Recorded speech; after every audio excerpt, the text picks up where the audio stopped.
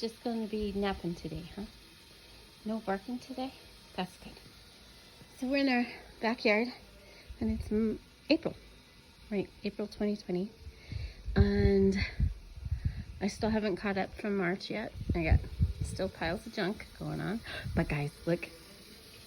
I got my David Austin rose. So I'm soaking it now. I hope I'll get it in the ground soon. And let's just take a little tour. So this is the rain barrel, one of them that I got. And we're gonna run some gutter to there. So we'll have that. That'll be really nice. I was gonna put it right here on this corner, but it looked so bad that we figured this is a much better space. And look at this rose. It's looking really good. I don't see buds yet on this one, but that's okay. It'll get there. Look, the plantain's coming back. Got some junk that's blown in there, got to get out. And this one's doing really good too. And I set this fountain up, but it's not running. So I got to check it and see, maybe the pump's no good. Still junky over here. Still got plans to do there. I'm actually going to start on that next week, I think, which is good. The allergies are getting me. Juniper tree's gorgeous. Happy. And this guy's coming back, so I think it was just a winter thing it was going through. So we'll just leave it there. Some of the lavenders is coming back well. Some of it, there's one back there, looks like got choked out by weeds. And we've got some buds. My aspens. It's a little slower than the ones over there, but that's okay. And I already showed you the raspberry. It's doing really well. So I still have to get this cut back. And the hay bed here so far is looking really good. So when you lift it up and you go under here, the ground is still moist. And that's exactly what that's supposed to do. And then the nutrients from the hay feed the ground. So we'll see if I grow good potatoes or not. But either way, it's really good for the ground. Look, this lemon balm is going to be huge. I might take this bee balm out. I'm not sure. And this rose has come back nice. I was a little worried about it because last year it struggled a little bit. So I brought the hay in. So I'm going to bring it in closer around the edges here. So I'll do a little more later because I want to keep this nice and healthy. And I hope it'll get as tall as the little arbor thing I built. And look at the hollyhock. It's massive. So it came back really good. And it's already huge. So I'm expecting some nice blooms from that. But this tree is blocking the hollyhock. But that's okay. It'll expand. And there's that rose back there that's still surviving out of all the roses I put in back there. That one's the only one left. And, but, you know, it's alive, so that's great. Our Leland's getting really big. I may have to trim back a little bit on that. Might be time to prune it. Oh, it's still a mess over here. But I'm getting there. I'm slowly getting to it. Got weeds everywhere, but like this apple tree did not bloom. It's a baby.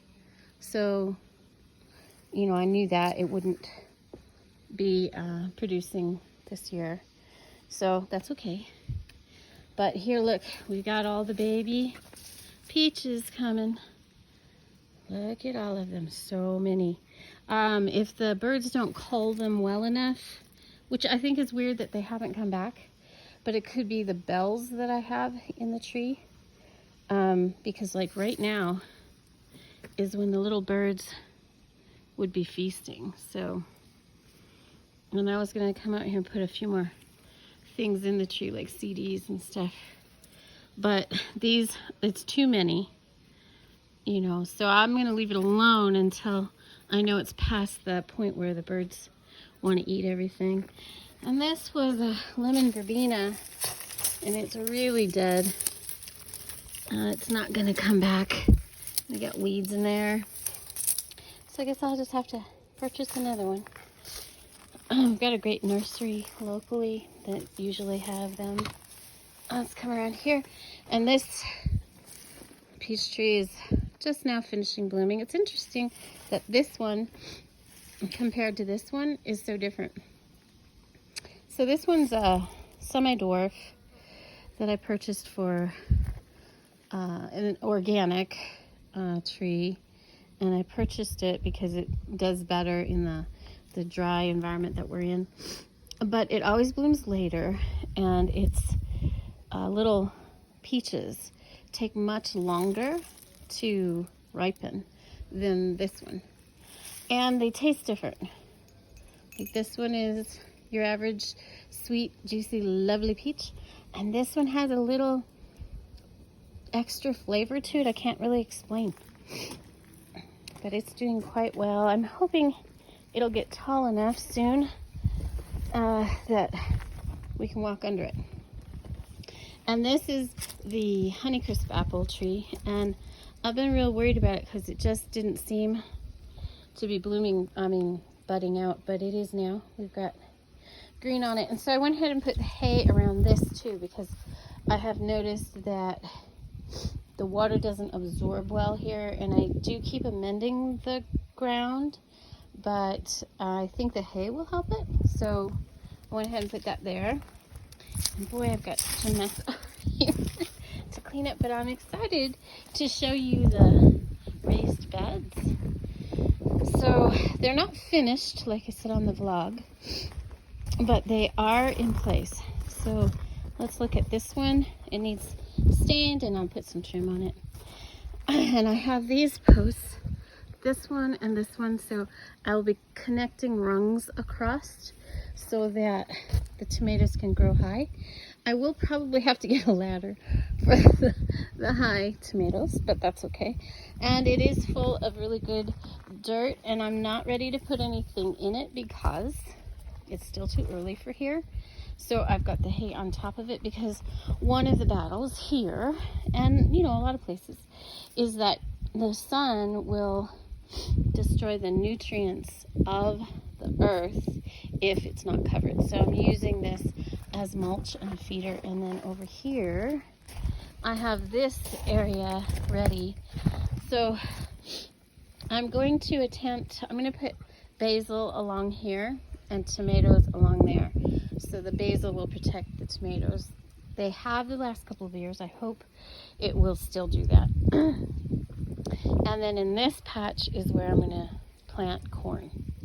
So it's a very small space, but as long as they're, in a couple of rows together, then they produce. They have to be close together to pollinate and produce fruit. And then I've got my composter over here, and I'm going to be turn it around. I'm going to lower the earth here along here because I want to keep the kayak there. So I want to set this down in the ground a little bit, and so that I can put a board over top of it and still be able to spin it. And then I'd like to get another one that I can put on each side there, and then in the middle put some shelves for just some garden stuff. And then over here we have another bed. I'm so grateful to hubby to doing this, because this is hard work and I would not have been able to do it. And again, we've got the dirt in there, the plastic here, and I have hay over it to protect the ground, to keep the nutrients in it and to add nutrients. And then I've got 2 short posts here that I'll run rungs along so that I can grow things like, green beans. I would love to be able to grow sweet peas, but it might be too hot already. But I'll try that. And then we'll put some peppers and and melons. I can put melons on here too. We'll put some peppers and a few other things in here. But that adds a lot of growing space. Probably in between the basil over there, I'll add other goodies. And then our strawberry bed is doing really well. So that mulch method really worked. I'm really pleased with it. The only problem is the bed keeps sinking.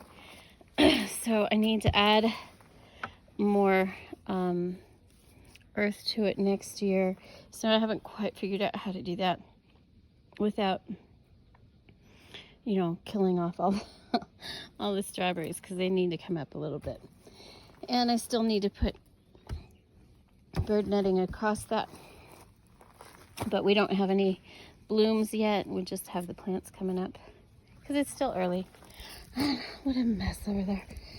You know, it just takes a while to get caught up when you get behind, and I'm still working on it. And there's our other rain barrel, so we're gonna run a gutter across the window here because it doesn't have a gutter across the window, so it needs a drain that can go down there. So, you know, piece by piece we're getting there. And today Molly and I are out watering a few things. Huh, Molly? It's being lazy dog. I still have to work on this. I've got my fountain there, and that's going to go here with these rocks, but I've got to dig it back up and fill in the hole that I dug out. It's funny, it was a lot of work. It was really beautiful. Then the fountain died and winter came and it was just too hard, because then I got to move everything out of the way. I got to clear it all out again. It's too much work to do that every year. So instead, I'm going to have an above ground fountain that's going to sit with the pretty rocks. And then when it gets cold, I can put the fountain back in the shed and protect it for good for the winter. Ah, she's going to go dig herself a hole. We have to leave the sand pit for Molly. She loves her sand. She wasn't real happy with the beds going in there, because she was like, I still have rocks over there. That's so funny. She grew up with rocks, so I guess it's rocks for her. And sand. We got rid of all the stickers. You'd think she'd appreciate it. She doesn't enjoy the grass as much. And that's still, you know, a little spotty, but it's starting to grow in even. All right, guys, so that's what's going on in the back gardens. And I think there's going to be a lot more going on through the month, and I'll try to do some more videos of what's happening, but I'm looking forward to getting it cleaned up. And I got to fix that chair there. The arm came off, so I got some glue for that. And I can't wait to put in my rose, and I'm gonna try to get another rose for back there against that wall there, because I think that'd be real pretty. And maybe one for over there in front. Can do the corn in front of it. I don't know, we'll see. All right, guys, have a great day and enjoy the blue skies.